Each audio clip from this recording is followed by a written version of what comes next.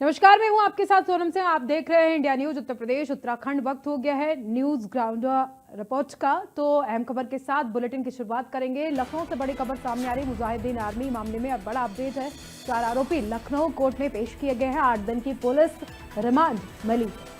अब मॉड्यूल का नेटवर्क खंगाला जाएगा। हिंदू धर्मगुरु की हत्या की जो साजिश रची गई थी, उन सब तथ्यों पर पहुंचने के लिए जांच पड़ताल की जा रही है। यूपी एटीएस ने चारों आरोपियों को गिरफ्तार किया।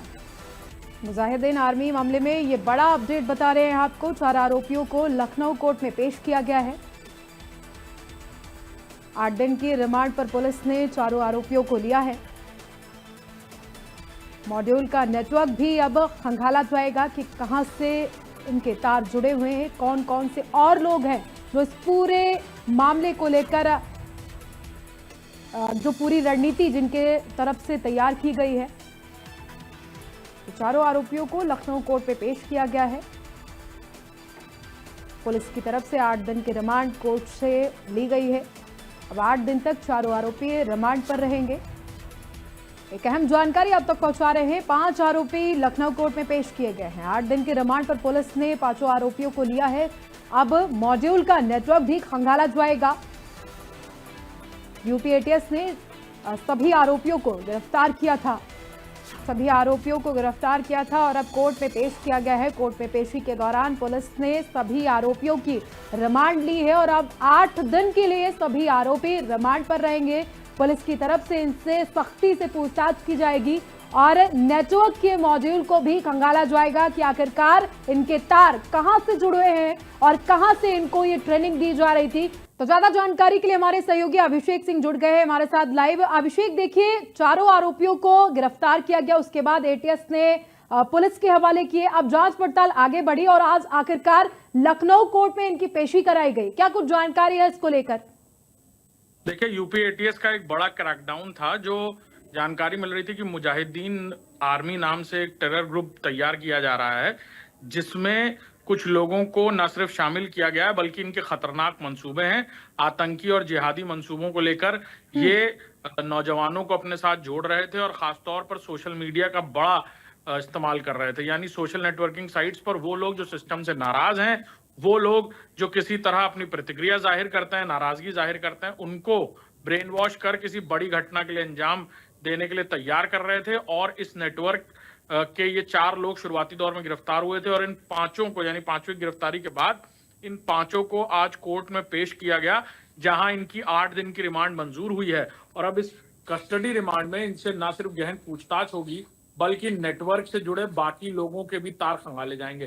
कितने लंबे पैमाने पर इन्होंने नेटवर्क स्टैब्लिश कर लिया था, कितने लोग नेटवर्क में शामिल थे, सोशल मीडिया ग्रुप्स पर कौन कौन लोग थे और इनका हैंडलर कौन था जो इन्हें मदद पहुंचा रहा था, ये वो सवाल हैं जो एटीएस अब इन लोगों से पूछेगी। और इसके जवाब निकलने के बाद ये निश्चित है कि इस मॉड्यूल के कई सारे लोगों के चेहरे से नकाब हटेगा और कुछ बड़े एक्शंस एटीएस की तरफ से देखने को मिल सकते हैं आने वाले दिनों में।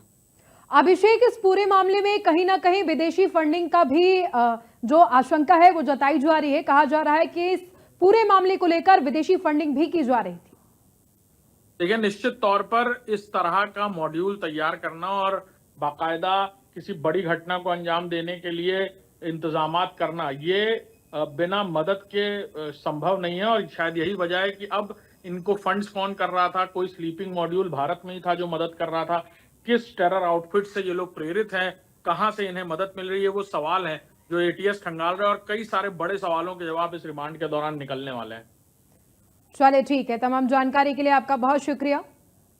तो बढ़ेंगे अगली खबर की ओर। आजमगढ़ से बड़ी खबर सामने आ रही। कैबिनेट मंत्री के कार्यक्रम में बवाल हुआ है। अनिल राजभर के कार्यक्रम में जमकर लात घूसे चले हैं।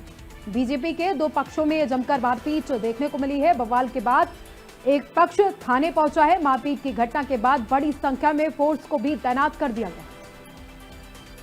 तो मारपीट की घटना के बाद बड़ी संख्या में फोर्स को तैनात किया गया है। आजमगढ़ में कैबिनेट मंत्री के कार्यक्रम में जमकर बवाल देखने को मिला है। अनिल राजभर के कार्यक्रम में जमकर लात घूसे चले हैं।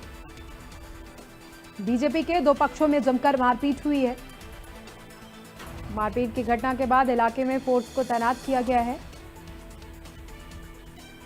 सुरक्षा के मद्देनजर पुलिस बल को तैनात किया गया है। वहीं प्रशासन की तरफ से इलाके में शांति बनाए रखने की भी लोगों से अपील की जा रही है। तो ज्यादा जानकारी के लिए हमारे सहयोगी अतुल अग्रवाल जुड़ गए हैं हमारे साथ। अतुल, देखिए, कैबिनेट मंत्री के कार्यक्रम में बवाल हुआ है, मारपीट हुई है, उसके बाद से सुरक्षा के मद्देनजर इलाके में फोर्स को भी तैनात किया गया है। क्या कुछ जानकारी इसको लेकर? जी, जैसा कि आपको बता दें, आजमगढ़ में प्रभारी मंत्री अनिल राजभर जी का कार्यक्रम था और भाजपा में कहीं ना कहीं अंतर्कलह देखने को आज उजागर हुआ कि दो पक्ष आपस में भिड़ गए। मंत्री जी के काफिले के साथ आए हैं और नेहरू हाल में जब मंच पे चढ़ने का नौबत हुआ तो उस वक्त दो पक्ष आपस में भिड़ गए। एक पक्ष जो है, कहा जा रहा है कि ध्रुव सिंह जो जिलाध्यक्ष है उनका है और दूसरा पक्ष जो है क्षेत्रीय अध्यक्ष जो सहजानंद है उनका है। दोनों पक्ष आपस में कहीं ना कहीं वर्चस्व की लड़ाई को लेकर के कि मंत्री जी को पहले मैं सम्मान कर लूं, इस पे लेके दोनों पक्ष में खींचातानी हुई, यहाँ तक कि मारपीट की नौबत आ गई। किसी तरह पुलिस ने जो है वहां पर बीच बचाव करके हटाया तो एक पक्ष जो है थाने आ गया। थाने पे आके बैठा हुआ था, बातचीत चल रही थी थाने पे एसएचओ के कमरे में। तब तक दूसरा पक्ष फिर वहां आकर के फिर वहां खींचतान करके मारपीट करने का कोशिश किया और कहीं ना कहीं लॉ एंड ऑर्डर को क्रिएट करने की कोशिश की गई। भारी फोर्स थाना को त्वरित पहुंचने के बाद सभी जितने भी भाजपा के कार्यकर्ता थे उन लोगों को थाने से बाहर निकाला गया। अब उसके बाद जो है दोनों पक्ष जो है ये समय लिया है, हालांकि दोनों पक्ष से दो दो लोगों को थाने पर बैठाया गया और उनके वरिष्ठ जो नेता हैं वो इस वक्त अनिल राजभर जी के कार्यक्रम जो सर्किट हाउस पे पहुंचे हुए हैं। उन लोग का ये कहना है कि मैं मंत्री जी से वार्ता करूंगा कि इसमें क्या करना है, उसके बाद उन लोग पे कार्रवाई की जाएगी। चलिए, ठीक है। तमाम जानकारी के लिए आपका बहुत शुक्रिया अतुल। तो अगली खबर आगरा से है, जहां पर दवा के काला कारोबार का खुलासा किया गया है। आगरा सन फार्मा कंपनी के नाम से ये घटिया दवा बेची जा रही थी। जांच के लिए सैंपल को भेजा गया है। दवा में आवश्यक तत्वों की मात्रा कम है। 71 करोड़ की नकली दवाएं अब तक सीज की जा चुकी है। 24 सैंपल जांच के लिए भेजे गए हैं। तो दवाओं में आवश्यक तत्वों की मात्रा कम पाई गई है। 71 करोड़ की नकली दवाएं अब तक जब्त की गई हैं, सीज की गई हैं। आगरा में दवा के काले कारोबार का खुलासा हुआ है। एक बड़े पैमाने पर काले कारोबार को चलाया जा रहा था। जांच के लिए 24 सैंपल भेजे गए थे। दवाओं में आवश्यक तत्वों की मात्रा कम पाई गई है, जिसके बाद से जांच पड़ताल तेज कर दी गई है। मिली जानकारी के मुताबिक 71 करोड़ की नकली दवाएं जब्त की गई थी। तो ज्यादा जानकारी के लिए हमारे सहयोगी संजय सिंह जुड़ गए हैं लाइव हमारे साथ। संजय, देखिए, नकली दवाओं का जो जखीरा है वो लगातार आगरा में देखने को मिल रहा है। अब एक बार फिर से नकली दवाओं का मामला जो है वो तूल पकड़ता नजर आ रहा है। जिस प्रकार से आगरा की जो दवा मंडी है, कहीं ना कहीं इस समय नकली दवाओं की मंडी बनता जा रहा है। जिस प्रकार से हेमा मेडिको का जो मालिक है हिमांशु अग्रवाल, उसके ठिकाने से लगभग 60 करोड़ की दवाई उसको सीज की गई थी और कहीं ना कहीं जिस प्रकार से हिमांशु अग्रवाल के 14 सैंपल भेजे गए थे उसमें से एक सैंपल फेल हुआ, यानी जो सैंपल था उसका जो दवाई की मानक था, जो मात्रा थी वो कम पाई गई। क्योंकि जिस प्रकार से जो सन फार्मा ने एक शिकायत की थी, शिकायत के बाद कहीं ना कहीं हेमा मेडिकल लगातार इस प्रकार का जो टेस्ट कर रहा था, लगातार कहीं ना कहीं डुप्लीकेसी कर रहा था, उसको लेकर एक बड़ा खुलासा किया है और लगभग 24 सैंपल अभी तक भेजे जा चुके हैं, जिसको लेकर कहीं ना कहीं एक सैंपल अभी फेल हुआ है। और लगातार जिस प्रकार से आप देख रहे होंगे कि कहीं ना कहीं लगातार इस प्रकार से खुलासा हो रहा है। औषधि विभाग लगातार कार्रवाई कर रही है, जो इसके ठिकाने हैं और जहां जहां इसको दवाई सप्लाई की है वहां भी लगातार जो औषधि विभाग है वो लगातार कार्रवाई करने का प्रयास कर रहे हैं। क्योंकि अलग अलग राज्यों में भी इसकी दवाई सप्लाई किया करता था। जिस प्रकार से ये सन फार्मा यानी 5 लाख रुपए की दवाई मंगाता था, उसको 50 लाख रुपए की बना देता था और ये पांडुचेरी और चेन्नई में ये सब दवाई तैयार हो रही थी। कहीं ना कहीं एआई के जरिए उनका जो कोड था वो भी तैयार कर देता था। तो एक बड़ा खुलासा कहीं ना कहीं हुआ है आगरा में। संजय, जिस तरीके से हर बार देखने को मिल रहा है कि आगरा में नकली दवाएं पकड़ी जा रही हैं और प्रशासन को इसकी भनक है, बावजूद इसके लापरवाही क्यों बरती जा रही? सरकार से सन फार्मा ने शिकायत की, उसके बाद एक जॉइंट टीम बनाई गई। इसमें 2 सहायक औषधि आयुक्त लगाए गए, एसटीएफ लगाई गई। उसके बाद पता लगा कि हेमा मेडिको एक बड़ा खिलाड़ी है दवा के खेल का। तो कहीं हेमा मेडिको के कई सारे ठिकानों पर छापामार कार्रवाई की। उसके बाद पता लगा कि हेमा मेडिको का जो मालिक है हिमांशु 1 करोड़ की रिश्वत लेकर पहुंचता है और 1 करोड़ की रिश्वत देने की कोशिश करता है। जब वो मना करते तो उसके बाद 2 करोड़ रुपए की रिश्वत की पेशकश कर देता है। उसके बाद इसको दबोच लिया गया और कहीं ना कहीं एक मुकदमा भी रिश्वत का लिखा गया। तो लगातार सारी कार्रवाई में जुटे हुए हैं, लेकिन कहीं ना कहीं जिस प्रकार से और भी कुछ मछलियां इस टाइप की है जो काम कर रही है, उन पर भी शिकंजा कसना भी जरूरी है। संजय, 71 करोड़ की नकली दवाएं पकड़ा जाना और ये कोई छोटी तादाद नहीं है बल्कि बहुत बड़ी तादाद है, वो भी एक शहर में। अब बिल्कुल साफ तौर पर जिस प्रकार से लगातार जो दवाइयों पर कार्रवाई चल रही है, 71 करोड़ की दवाई अभी तक सीज की जा चुकी है और भी जो ठिकाने हैं, जो रडार लगातार उसकी विभाग की चल रही है, अलग अलग ठिकानों पर इन पे कहने की कार्रवाई को प्रयास किए जा रहे हैं, क्योंकि अलग अलग जिलों में और अलग अलग राज्यों की बात की जाए तो जहां इन्हें सप्लाई करते थे उसको लेकर भी लगातार उसकी विभाग कार्रवाई में जुटा हुआ है, क्योंकि अभी तक लगभग 5 फर्म ऐसी है जिन पर ये कार्रवाई की गई और लगातार उनके सैंपल भेजे गए। 24 सैंपल कुल भेजे गए, जिसमें 14 सैंपल हेमा मेडिको के थे और 1 सैंपल अब फेल हुआ, यानी उसमें मानक के रूप जो दवाई थी वो नहीं थी। चलिए ठीक है, तमाम जानकारी के लिए आपका बहुत शुक्रिया। अगली खबर कानपुर से है, जहां पर फर्जी आईआरएस अधिकारी बनकर युवक से ठगी का मामला सामने आया है। शराब का ठेका दिलाने का झांसा दिया और 16 लाख रुपए की ठगी की गई है। पीड़ित हिमांशु ने चौकेरी थाने में शिकायत दर्ज कराई। आरोपी ने पहले 10 लाख रुपए लौटाए हैं, उसके बाद 6 लाख नहीं लौटा। पुलिस ने आरोपी को हिरासत में लेकर पूछताछ शुरू कर दी है। आरोपी के कब्जे से वर्दी, आई कार्ड, कार भी बरामद की गई है।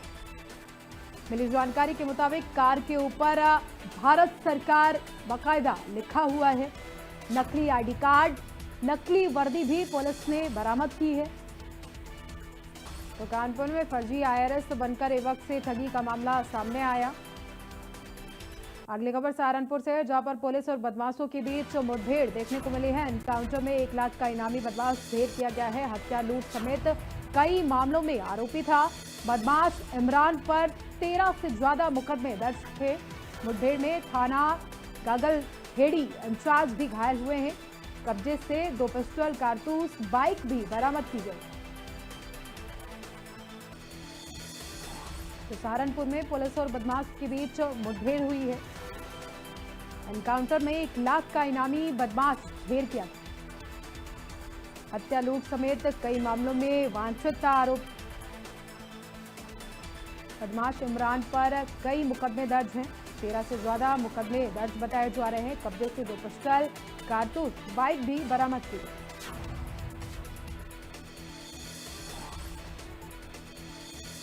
सहारनपुर में पुलिस और बदमाशों के बीच मुठभेड़ हुई है। मुठभेड़ के दौरान 1 लाख के इनामी को ढेर किया गया है। हत्या, लूट समेत कई मामलों में आरोपी बताया जा रहा है बदमाश इमरान पर 13 से ज्यादा मुकदमे दर्ज थे। कब्जे से 2 पिस्टल, कारतूस, बाइक भी बरामद की गई है।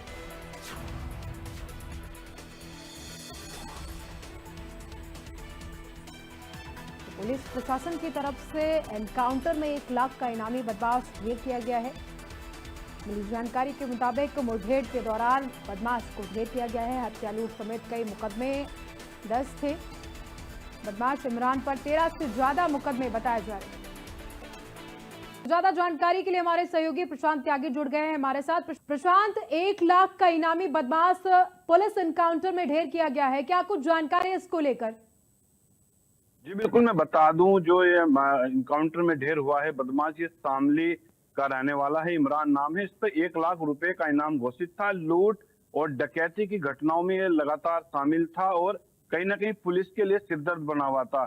सहारनपुर जो सरसावाद पड़ता है थाना और गागालेडी थाने की संयुक्त कार्रवाई में ये मारा गया है। 1 लाख रुपए का इस पे इनाम घोषित था। अभी हाल में ही इसने सहारनपुर के जो गागालेडी थाना क्षेत्र है वहां पर भी एक डकैती की घटना को अंजाम दिया था। पेशेवर ही अपराधी था जिसको लेकर पुलिस लगातार काम कर रही थी और एसएसपी सहारनपुर के सफल जो मार्गदर्शन में पुलिस ने कार्रवाई की है और जो आरोपी है इसके पास से बाकायदा एक पिस्टल भी बरामद की गई है और कुछ लूट का सामान भी बरामद हुआ है। जी प्रशांत, जिस तरीके से देखा जा रहा है कि पुलिस प्रशासन की तरफ से लगातार जीरो टॉलरेंस की जो नीति है उस पर काम किया जा रहा है, बदमाशों को उनके अंजाम तक पहुंचाया जा रहा है। जी बिल्कुल, मैं बता दूं, मुख्यमंत्री योगी आदित्यनाथ के सीधे साफ निर्देश है कि कोई भी अपराधी प्रवृत्ति का व्यक्ति हो उसको बिल्कुल उसी तरीके से निपटा जाए जिस तरीके से यूपी पुलिस निपट रही है। लगातार जिस तरीके से पश्चिम यूपी की मैं बात करूं, मुजफ्फरनगर, सहारनपुर, शामली और मेरठ में जिस तरीके से बदमाश ढेर किए जा रहे हैं, तो कहीं ना कहीं अब यूपी पुलिस ऑपरेशन क्लीन को बिल्कुल फाइनल टच देने में जुट गई है और लगातार अब पुलिस की कार्रवाई निरंतर जारी और ऐसे अपराधियों को साफ साफ पुलिस ने संदेश भी दिया है कि अगर लूट की घटना में कहीं भी शामिल होते हैं तो सीधा कहीं ना कहीं उनको ऊपर भेजा जाएगा। जी चलिए ठीक है, तमाम जानकारी के लिए आपका बहुत शुक्रिया। तो बढ़ेंगे अगली खबर की ओर। बरेली से बड़ी खबर सामने आ रही है। पेड़ पर फंदे से लटके मिले हैं चाचा भतीजी के शव। घटना की जानकारी मिलते ही पुलिस मौके पर पहुंची है। दोनों के शव को पोस्टमार्टम के लिए भेजा गया है। केस दर्ज कर आगे की कार्रवाई में भी पुलिस जुट गई है। दोनों मृतक का चाचा भतीजी 9 दिन से लापता बताए जा रहे हैं और 9 दिन बाद पेड़ से लटका हुआ उनका शव बरामद किया गया है। वहीं मौके पर पहुंची पुलिस ने शव को कब्जे में लेकर पोस्टमार्टम के लिए भेजा है। साथ ही मामला दर्ज कर आगे की जांच पड़ताल भी शुरू कर दी है। बरेली में पेड़ पर फंदे से लटकता हुआ चाचा भतीजी का शव बरामद किया गया है। घटना की जानकारी मिलते ही पुलिस तो मौके पर पहुंची है। दोनों के शव को पोस्टमार्टम के लिए पुलिस ने भेजा है। मामला दर्ज कर आगे की कार्रवाई में भी पुलिस जुट गई। तो ज्यादा जानकारी के लिए हमारे सहयोगी आलोक गुप्ता जुड़ गए हैं हमारे साथ। आलोक, देखिए 9 दिन से लापता चाचा भतीजी का शव एक साथ पेड़ से लटकता हुआ पाया गया है, क्या कुछ जानकारी है इसको लेकर?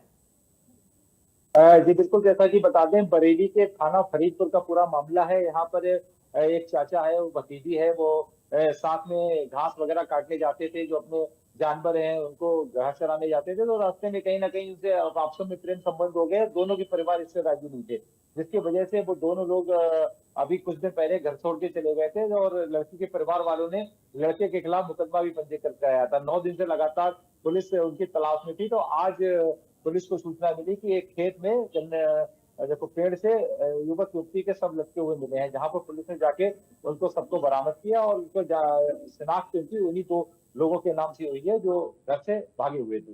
जी आलोक, ये पूरा मामला हत्या या फिर आत्महत्या का बताया जा रहा है, क्या कुछ इसको लेकर अपडेट है?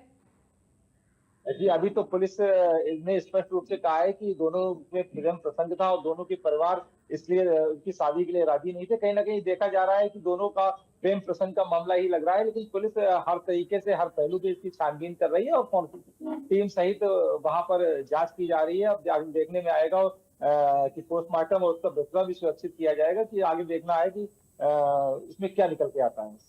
चलिए ठीक है, तमाम जानकारी के लिए आपका बहुत शुक्रिया।